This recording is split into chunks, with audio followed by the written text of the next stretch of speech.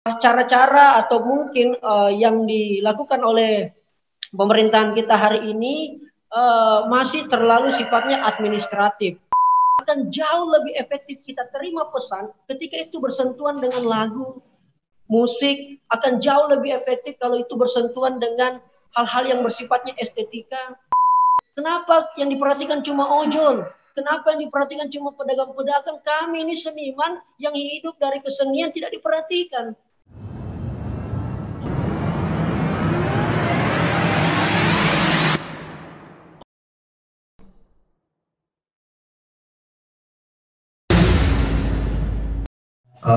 Brother kita Muhammad Rizal Jamal. Waktu dan tempat saya persilakan. Ya, baik. Terima kasih banyak Kanda moderator. Bismillahirrahmanirrahim. Assalamualaikum warahmatullahi wabarakatuh. Alhamdulillahirabbil alamin. Amma ba'd.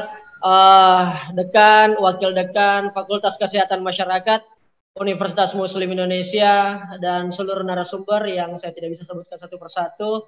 Dan seluruh adik-adik mahasiswa, rekan-rekan sejawat yang saya kira kita alhamdulillah pada kesempatan ini cukup berbangga dan berbahagia tentunya karena tadi di awal pembahasannya semuanya sudah berhubungan dengan psikologi.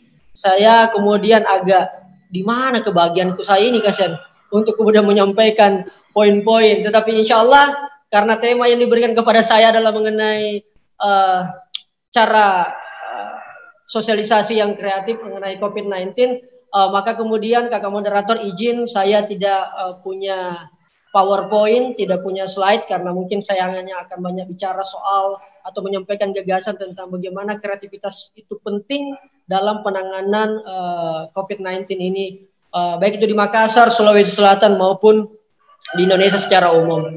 Seperti tadi yang diminta oleh moderator untuk kemudian saya mengawali dengan sebuah pantun. Tidaklah cantik seorang penari kalaulah tidak memakai pita. Tidak mungkin kita kemari kalau bukan karena cinta.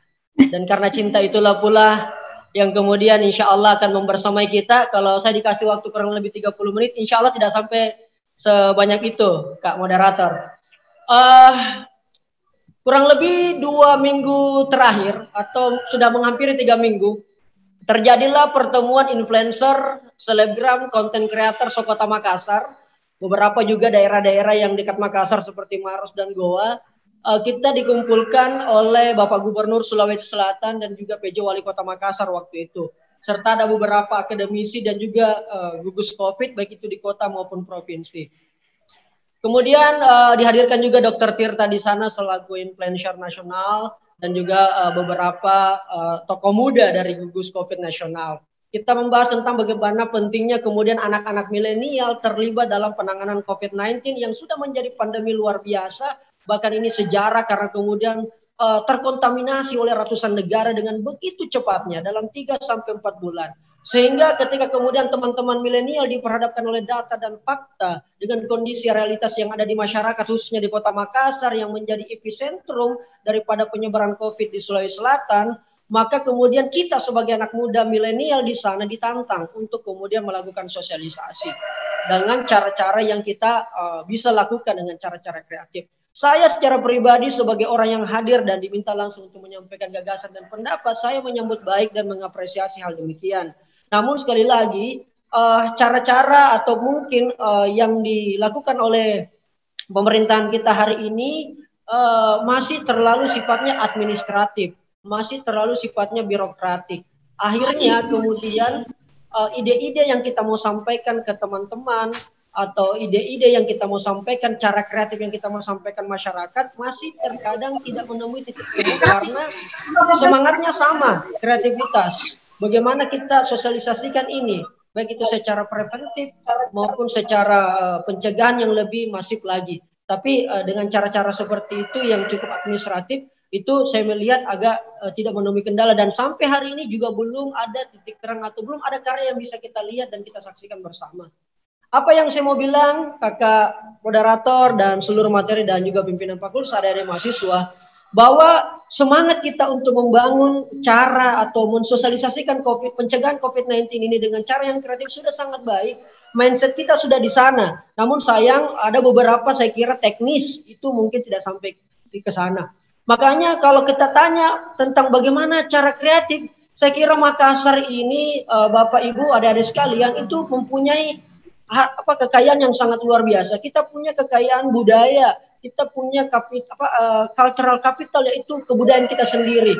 Beragam etnik ada di sini, sehingga saya kira itu menjadi bahan dasar kita untuk kemudian mensosialisasikan pencegahan COVID-19 ini secara lebih baik. Contoh misalnya, hari ini dengan adanya pandemi COVID-19, kakak moderator, itu membuat kemudian kita semua harus melek IT. Karena semua desainnya didesain dengan bagaimana supaya kita bertemu di virtual. Seminar yang hari ini kita lakukan, webinar hari ini yang kita lakukan adalah proses transisi atau transformasi yang selama ini kita bangun melalui forum tatap muka, yang kemudian sekarang lebih familiar kita dengar kata webinar, virtual dan sebagainya. Ini menandakan bahwa kita semua harus menguasai IT atau menguasai teknologi. Kita harus ada di sana. Tinggal bagaimana kemudian ketika kita secara teknis mampu menguasai, maka perlu ada ide-ide dan gagasan. Nah, kalau kita mau berbicara kreatif, kakak moderator, maka yang paling penting adalah mari bersama-sama kita lihat kekayaan budaya kita. Kita lihat kekayaan kesenian kita. Tadi sudah dibahas secara psikologi, saya kira juga saya banyak dapat ilmu, karena saya juga belajar terkait itu, ilmu psikologi, walaupun secara otodidak.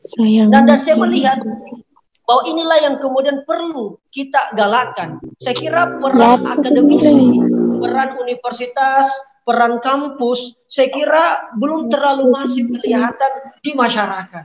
Mohon maaf saya perlu sampaikan ini kakak, tetapi paling tidak hari ini kami sebagai kreator-kreator, anak muda yang peduli akan perkembangan yang ada di Kota Makassar, Sulawesi Selatan maupun Indonesia mengenai COVID, perlu memang ide kreatif.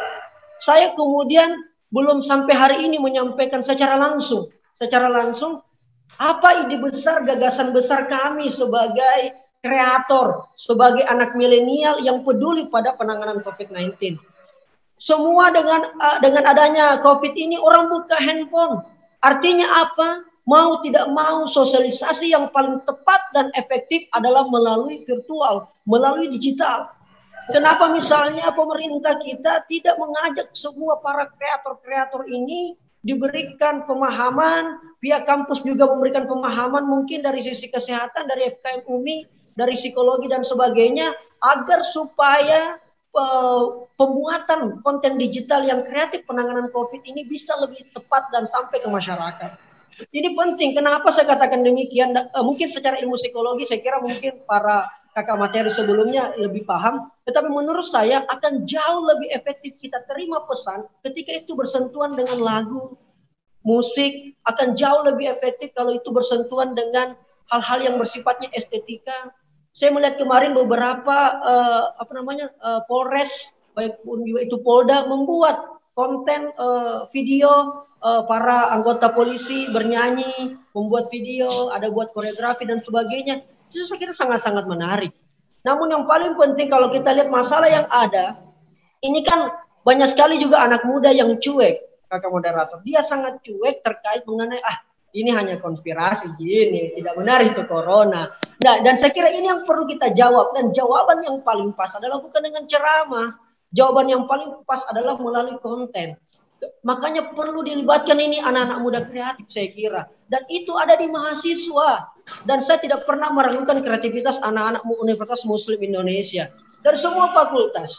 Makanya alhamdulillah saya beberapa bulan terakhir ini saya cukup dekat dengan Universitas Muslim Indonesia. Padahal saya alumni Unhas. Saya justru lebih dekat dengan Universitas Muslim Indonesia. Artinya apa? Mindset teman-teman atau kakak-kakak orang tuaku di UMI sudah sampai ke sana. Tinggal secara teknis perlu kita lakukan secara komprehensif, secara konsisten. Dan kita harus lihat apa yang menjadi masalah. Saya melihat, saya tanya gugus COVID Provinsi Sulawesi Selatan, berapa tim edukator yang ada di gugus COVID? Itu hanya terdapat 22 orang. Saya bilang, dengan provinsi sebesar ini, masa hanya ada 22 orang edukator yang ada di gugus COVID Provinsi? Dan itu pun juga kita tidak tahu siapa-siapa di sana. Maksud saya adalah perlu keterlibatan kampus di sini. Ada intervensi kampus. Mohon izin Ibu Dekan, semoga mendengarkan. saya kira saya siap bersinergi dan berkolaborasi dengan FKM UMI untuk kemudian kita bisa menyuarakan ini ke pemerintah, baik itu level kota maupun level provinsi, bahkan di kabupaten kota. Karena saya melihat cara-cara penanganan saya belum selalu sampai ke masyarakat. Saya kemudian yang selalu bersentuhan dengan masyarakat di daerah saya tinggal di daerah Dentata, Malengkeri, Kecamatan Tamalate. Kalau kemudian saya ke pasar masih banyak yang saya tidak pakai masker. Bahkan kemarin ketika saya belanja temani istri, kakak moderator ibu dekan, dia menganggap bahwa, saya kira tidak ada itu corona, Cis. Itu dia sampaikan. Jadi kalau saya sampaikan melalui dialog langsung, mungkin belum terlalu kena. Nah, penting kita sosialisasi melalui video, mungkin menggunakan bahasa Makassar, kita menggunakan bahasa Bugis, kita menggunakan bahasa Toraja, bahasa Maros, bahasa Mandar yang mungkin jauh lebih dekat dengan masyarakat. Dia akan jauh lebih mengerti. Ini kan saya lihat COVID ini kan terlalu banyak saya lihat istilah-istilah kesehatan, epidemiologi lah, istilah inilah. Susah nak pikir masyarakat itu karena. Jadi yang penting kita pikirkan adalah bagaimana kemudian konten-konten yang kita desain dapat menyentuh perasaannya. Karena begini, konten itu dapat menimbulkan empati, dapat menimbulkan rasa yang kemudian, oh iya betul, ternyata ini yang jadi masalah. Tidak perlu terlalu muluk-muluk untuk teknis-teknisnya. Yang penting poinnya sampai, yang penting mereka rasakan, dan itu harus masif. Kalau perlu dari tingkat RT, RW, itu kita galakkan juga. Mohon izin kakak moderator, ide saya ini baru saya sampaikan di forum webinar kesehatan nasional ini, di FKM UMI ini. Makanya dalam berbagai kesempatan ketika saya diajak untuk kemudian menjadi bagian daripada webinar nasional di FKM UMI, saya langsung menyambut baik. Saya bilang, apa temaku? Ini kan sosialisasi kreatif kopi bakar. Ini nih waktunya. Yang kemudian saya bisa mungkin mudah-mudahan menyuarakan. Ada ibu dekan, para pimpinan fakultas, dan adik-adik kita di sini. Saya siap membantu. Tidak mesti Rijal yang selalu ada muncul. Perlu ada teman-teman mahasiswa yang ada di FKM UMI juga menjadi bagian di sana. Banyak sekali yang bisa kita lakukan. Melalui gambar, melalui visual yang bisa lebih eye-catching begitu. Melalui musik yang bisa lebih ear-catching juga. Sehingga kemudian kekayaan Sulawesi Selatan betul-betul tidak hanya sekedar menjadi cerita saja. Hari ini teman-teman saya bergabung di forum seni budaya Sulawesi Selatan, para seniman. Seniman itu menjerit, Bapak Ibu sekalian. Budayawan itu menjerit. Mereka pun waktu kemarin pembagian bansos, pembagian paket, itu mereka ribut di grup. Kenapa yang diperhatikan cuma ojol? Kenapa yang diperhatikan cuma pedagang-pedagang? Kami ini seniman yang hidup dari kesenian tidak diperhatikan. Saya bilang, kalau saya wali kota, kakak moderator, kalau saya pimpinan universitas atau pimpinan fakultas, kita harus melakukan intervensi di sana, libatkan musisi-musisi, libatkan pelaku kreatif, untuk kemudian dibiayai oleh pemerintah, ada intervensi kampus di sana melalui penelitian ilmiahnya, lalu kita gerakan ini, hidup mereka. Biaya 500 miliar dari Provinsi Sulawesi Selatan untuk penanganan COVID, dan 2 minggu terakhir disampaikan ke saya itu baru sekitar 100 miliar lebih yang terpakai. Berapa kira-kira biaya untuk penanganan? Saya kira anak-anak kreator itu kakak, saya kira tidak begitu banyak juga yang mereka butuhkan. Yang penting mereka disentuh, diberikan pemahaman tentang bahayanya, ini loh faktor kesehatan masyarakatnya, ini loh faktor psikologinya kalau kita lakukan ini. Sehingga mereka terpanggil, wah kita bisa menjadi bagian sejarah pemutusan mata rantai COVID-19 di Makassar maupun Sulawesi Selatan, bahkan mungkin di Indonesia.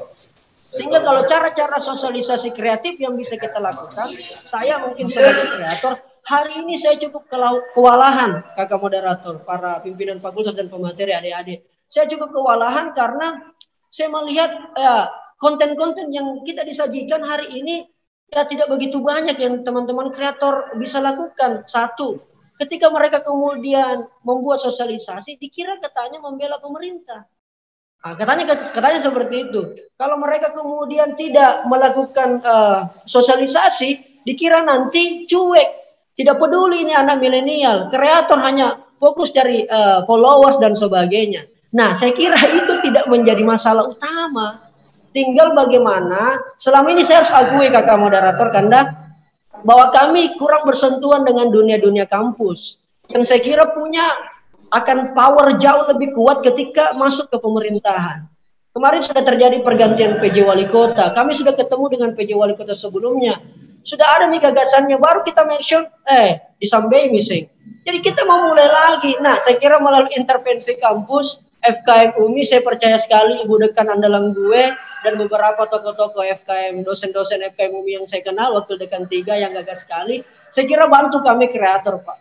Saya punya grup di handphone ini, influencer sekota Makassar. Mereka mau, Pak, peduli. Mereka mau menyampaikan dengan konten-kontennya. Hanya sayangnya, mereka tidak punya power komunikasi langsung dengan dalam mengambil kebijakan. Saya cukup mengapresiasi gugus COVID. Mungkin Ibu Rini selaku pimpinan fakultas juga mungkin mengamati bagaimana gugus COVID nasional. Itu saya lihat kan membuat lomba konten kreatif. Ya, baik itu musik, video gambar bergerak, dari tingkat pemula profesional, ada puisi di sana, ada pantun di sana. Saya disampaikan pelayarnya, saya bilang bahwa ini tidak salah, ini sudah ini sudah benar. Bagaimana kemudian melibatkan para kreator. Cuma kalau saya boleh Makassar, Sulsel nanti mau bikin yang mungkin dimotori atau yang kasih FUB ke pemerintah, saya berharap jangan kita buat lombanya, Pak. Karena beda esensinya, kepentingannya adalah hadiah. Saya maunya adalah dikumpulkan saja, kita berikan pemahaman, dan saya siap menjadi salah satu orang yang untuk kemudian menjadi fasilitator antara menjembatani teman-teman kreator, para pemuda. Karena kita juga riset kecil-kecilan. Kita riset kecil-kecilan sebenarnya apa sih sebenarnya masyarakat yang kemudian dia tidak begitu percaya dengan COVID ini. Karena banyak menganggap wah lu biasa gitu. Hanya orang-orang tua yang kena corona. Tidak ada yang meninggal. Nah, kalau memang dianggap ini virus corona ini berbahaya, kemudian dapat mempengaruhi berbagai sektor, mari kita sentuh mereka pada wilayah-wilayah yang mereka sering bersentuhan. Salah satunya handphone. Itu langsung sampai. Mereka kemarin saya juga melihat beberapa postingan Pak Kapolda. Pak Kapolda menyampaikan himbauan. Orang sudah capek Bapak Ibu sekalian, adik-adik, dengan himbauan. Dan tidak ada yang lebih konkret. Maksud saya begini, karena masyarakat Sulsel itu selalu suka bercanda. Hal-hal yang kadang serius kita tertawakan. Berarti kita butuh konten yang lucu, tapi lebih mengena. Ini akan jauh lebih ngefek, saya kira. Saya kurang tahu bagaimana ilmu psikologinya, tapi berdasarkan pemahaman saya dan hasil penelitian yang saya lakukan secara ala-ala kami ini kreator, ternyata sangat efektif.